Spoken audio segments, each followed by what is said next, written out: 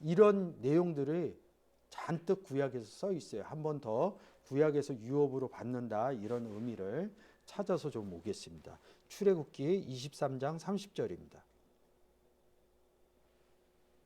내가 번성하여 그 땅을 기업으로 얻을 때까지. 출애굽기에서 여호수아 가기 전까지 얻을 땅이 다 가나안 땅이라는 거죠. 민수기 34장 17절.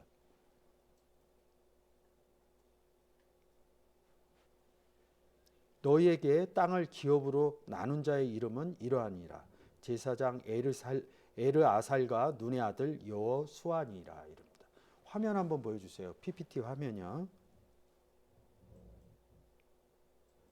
이 땅 나눌 때 여호수아가 땅을 나눠주거든요. 그래서 이렇게 써놓은 거예요. 어느 땅을 나눠줬다 그래요? 가나안 땅이죠. 자, 신명기 1장 38절.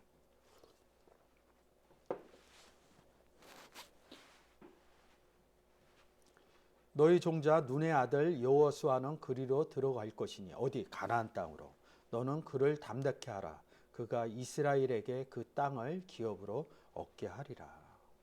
가나안 땅 얘기하는 거죠. 신명기 9장 6절이요. 내가 알 것은 내 하나님 여호와께서 내게 이 아름다운 땅을 기업으로 주신 것이 이렇게 아름다운 땅을 기업으로 줬다 그럽니다. 그 땅이 어느 땅이라고요? 가나안 땅이라는 얘기죠. 그래서 다른 데서 또 이 비슷한 내용을 표현하고 있습니다. 시편 135편 12절.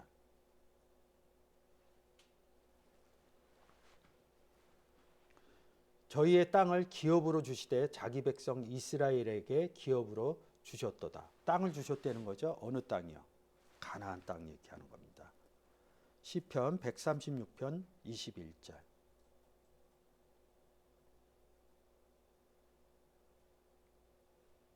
저희 땅을 기업으로 주신 이에게 감사하라. 그 인자하심이 영원함이로다. 여러분들이 이게 신약에 가서 땅의 의미가 풀리면 왜 구약에서 이런 얘기를 해놨는지 여러분들이 그 문장을 보시면서 아실 수 있을 겁니다. 이사야서 49장 8절. 여호와께서 또 가라사대 은혜의 때에 내가 내게 응답하였고 구원의 날에 내가 너를 도왔도다. 내가 장차 너를 보호하여 너로 백성의 언약을 삼으며 나라를 일으켜 그들로 그 황무하던 땅을 기업으로 상속해 하리라 이런다.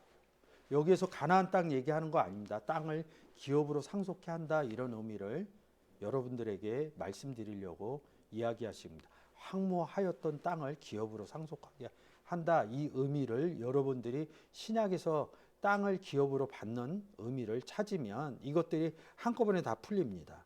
에스겔서 33장 24절. 인자야 이스라엘 황무한 땅에 거한 자들이 말하며 이르기를 아브라함은 오직 한 사람이라도 이 땅을 기업으로 얻었나니 우리가 중다 한죽 더욱 이 땅으로 우리에게 기업으로 주신 것이 되느니라 하는도다. 여기서 황무한 땅 얘기하는데 이 땅으로 우리에게 기업으로 누가 준다 그래요? 아브라함 한 사람이라도 이렇게 하면서 아브라함의 관계를 얘기를 하는 거죠. 그럼 이 황무했던 땅이 어떤 땅? 가나안 땅이었다는 거죠. 그런 의미를 찾아드리는 겁니다. 자, 그러면 신약에서의 땅의 의미를 찾으면 여러분들이 구약에서 기업으로 얻는 땅의 의미를 찾을 수 있다는 거죠. 자, 그럼 먼저 마가복음 2장 10절. 그러나 인자가 예수 그리스도가 땅에서 죄를 사하는 권세가 있다 이렇게 얘기합니다. 땅에서 죄를 사하는 권세가 무슨 흙이 죄를 사하는 권세가 있다는 거예요. 그냥 이거를 생각하냐면 이 땅에 있는 사람들 얘기하나 보다 이렇게 볼 수도 있어요. 근데 이 땅이라는 단어가 열어볼게요. 개죠. 1093 개죠. 땅이라는 단어를 많이 쓰는데 제가 1093 개라는 단어 갖고 여러분들에게 설명을 드리려고 합니다. 자, 다시 한글로 마태복음 9장 31절.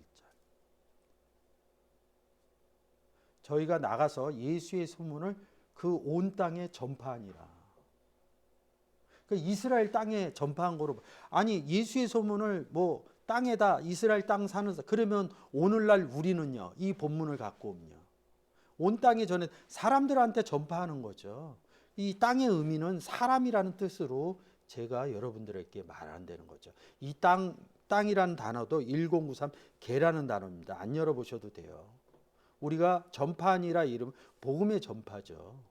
이런 의미로 가져오지 못하면, 그냥 이런 의미에서 생각해내지 못하면 어느 지역에 가서 하나보다 더 생각의 범위가 더 깊게 안 들어가는 거죠.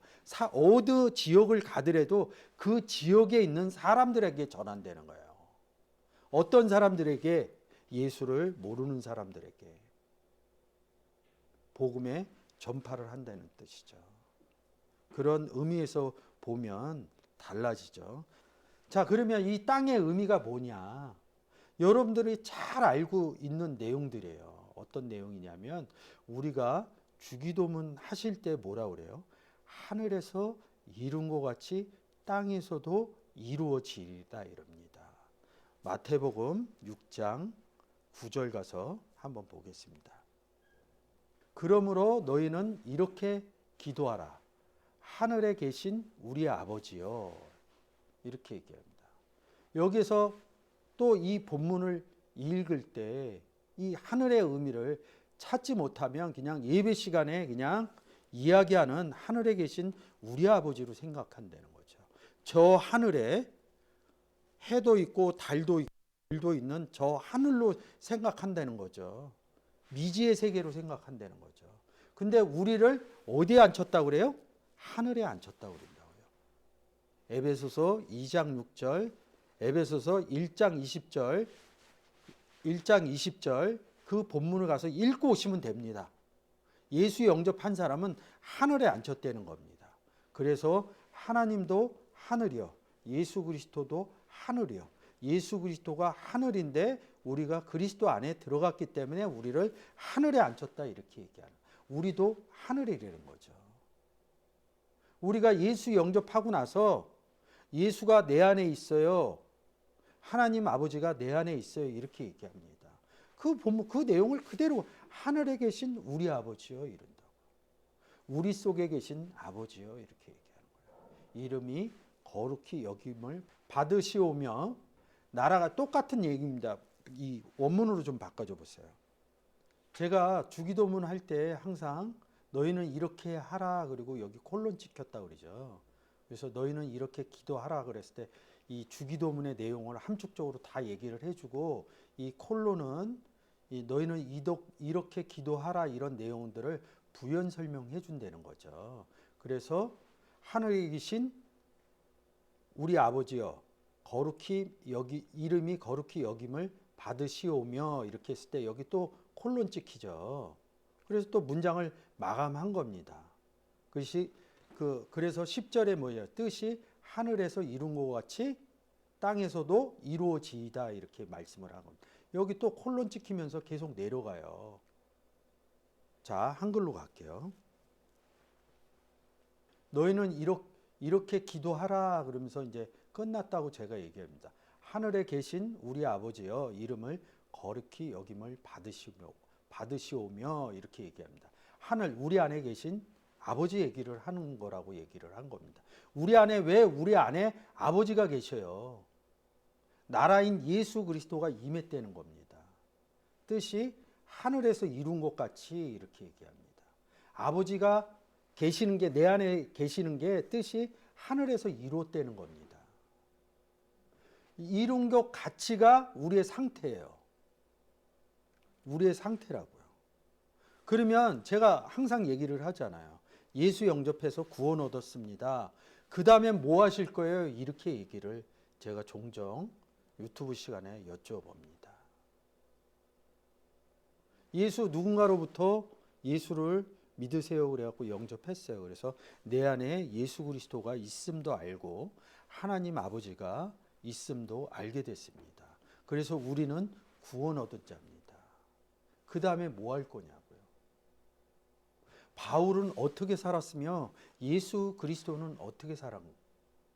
살았을까요? 이 땅에서. 오직 복음으로 살았습니다. 복음을 전한 거예요. 그래서 우리가 예수 영접한 다음에 복음의 제자가 된다 그러죠. 그러면 우리가 할 것이 무엇입니까? 복음 전하는 거죠. 복음을 전했더니 이 사람이 어떻게 됐어요? 예수 그리스도를 영접을 해서 그 사람도 하늘에 계신 아버지의 상태가 됐다고요. 하늘이 됐다고요. 근데 이 하늘이 되기 전에 어디 있었냐고요. 성경은 하늘과 땅을 얘기를 합니다. 그래서 이 10절에서 땅에서도 이루어지이다 이렇게 얘기를 하는 겁니다. 자, 10절 올려놓고 이 땅이란 단어 한번 볼게요. 땅에서 이루어지는 거예요. 우리가 땅을 얻는 거예요. 기업으로. 구약에서 여러분들에게 쭉 얘기했던 것이 땅을 얻을 것이다. 땅을 얻을 것이다. 땅을 기업으로 얻을 것이다. 유업으로 얻을 것이다. 우리가 기업이나 유업으로 얻는 게 뭐예요? 열매예요. 근데 그래서 제가 시작할 때 얘기했잖아요. 예수 그리스도 영접하고 나서 부동산 얻었냐고. 오늘 한 자는 복이 있나니 저희가 땅을 기업으로 받을 것이며, 지금 말로 하면 저희가 부동산을 기업으로 받을 것이며, 부동산을 받으려면요 돈 내고 땅 가지고 있는 사람한테 돈 주면 됩니다. 예수 줘갖고 땅 못 받습니다. 예수 영접해갖고 세상 땅 받으면 돈 많아지면 달라지죠. 성경이 그런 얘기하는 게 아니라는 뜻이죠. 딱 이 한 구절로 땅에서도 이루어지이다 이런다. 우리가 예수 없을 때 우리가 어디 있었냐고요. 성경은 땅에 있었다고 그런다. 그래서 너희를 올리우사 하늘에 앉혔다 이렇게 얘기를 하는 겁니다. 하늘로 올라갔다. 예수께서 하늘로 올라갔다 이런 표현이 있는 것입니다. 그런 부분들이 안 되면 어떻게 해요? 그래서 아까 마가복음 2장 10절에 뭐라 그랬어요? 인자가 땅에서 죄를 사하는 권세가 있다 이런 거예요. 죄 사함했다는 게 뭐예요? 예수 영접했다는 얘기죠. 땅에서도 이루어지이다 이렇게 얘기하는 겁니다. 그러면 어디 가서 예수를 전하느냐고요. 마태복음 9장 31절 그래서 제가 읽어드린 겁니다. 저희가 나가서 예수의 소문을 온 땅 개에 전파하니라 이렇게 말씀을 드린 겁니다. 땅에 전파를 했어요. 계라는 1091 계라는 땅에 전파했어요. 그러면 예수를 영접했겠죠? 땅에서 이루어지니까 뭐야? 하늘에 계신 우리 아버지가 된다는 거죠. 하늘로 올라갔다는 거죠. 땅에다 전파했더니 에베소서 2장 6절에 하늘에 앉혔다는 겁니다. 에베소서 1장 20절에 하늘에 앉혔다. 까띠조 했다. 이렇게 성경이 이야기하고 있는 거죠. 이런 얘기들이 달라지는 거죠. 그러면 여기까지 처음으로 돌아가서 창세기 17장 8절에 내가 너와 내 후손에게 너의 우거하는 이 땅 가나안 땅 일경으로 주어 영원한 기업이 되게 하고 나는 그들의 하나님이 되리라 이랬다. 그들의 하나님이 되는 그러니까 가나안 땅을 얻으면 뭐예요?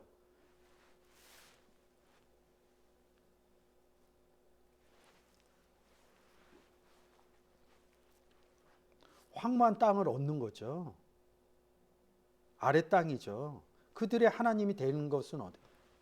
하늘에 계신 우리 아버지요. 이런 얘기라고요.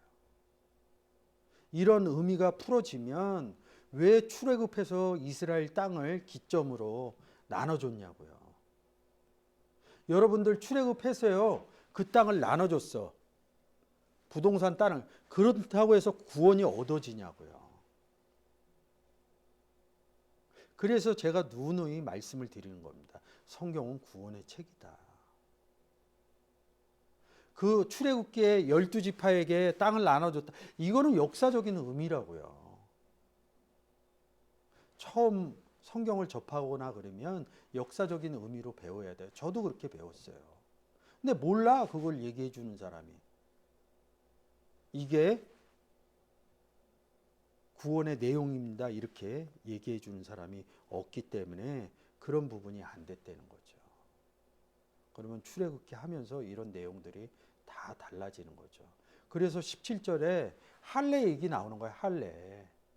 8절에 뭐야? 땅을 가나안 땅을 기업이 되게 하고 그러면서 그냥 그 얘기만 하는데 언약 얘기도 하고요. 내 후손이 대대로 너희 남자 중 할례를 받으라 이렇게 얘기를 하는 겁니다. 언약의 표징이다 이렇게 얘기하는 거고. 할례가 신약에 오면 제가 처음 시작할 때 세례라고 얘기를 했잖아요. 왜 세례라고 얘기를 했냐면 구원의 의미를 할례와 세례 입장에서 밥토의 의미를 설명을 해주면 여러분들이 구원의 의미로 접근할 수 있기 때문에 제가 일단은 그렇게 설명하고 시작한 겁니다. 영원한 가나안 땅이 지금 그러면 우리가 아브라함의 후손이라고 그러잖아요. 갈라디아서 3장에 가면 아브라함의 후손이라고 그런다. 그 아브라함의 후손은 여럿이 아니라고 그러고 예수 그리스도 한 분이라고 이렇게 얘기를 합니다. 근데 우리가 예수 그리스도 안에 있으면 뭐라고 그래요? 아브라함의 후손이다. 이렇게 얘기합니다. 갈라디아서 3장 29절입니다. 제가 얘기한 내용이 갈라디아서 3장 29절입니다. 너희가 그리스도께 속한 자면 어떻게 그리스도께 속해요? 우리가 예수 영접해야지 그리스도께 속하죠. 곧 아브라함의 자손요. 약속대로 어떤 유업을요? 기업이나 유업이나 같은 단어입니다. 유업을 이을 자니라. 갈라디아서 3장 16절입니다. 이 약속들은 아브라함과 그 자손들에게 말씀하신 것인데 여럿을 가리켜 그 자손들이라 하지 아니하고 오직 하나를 가리켜 내 자손이라 하였으니 곧 그리스도라 이렇게 얘기합니다. 성경이 이런 내용들을 이렇게 섞어놨어요. 우리가 역사적으로 하면 뭐예요? 이상, 야곱 12지파 얘기하다 온 거죠. 근데 뭐라고 그래? 아브라함의 자손을 곧 그리스도라 하고 3장 29절 가서 뭐라 그래요? 갈라디아서 3장 29절 한번 가겠습니다.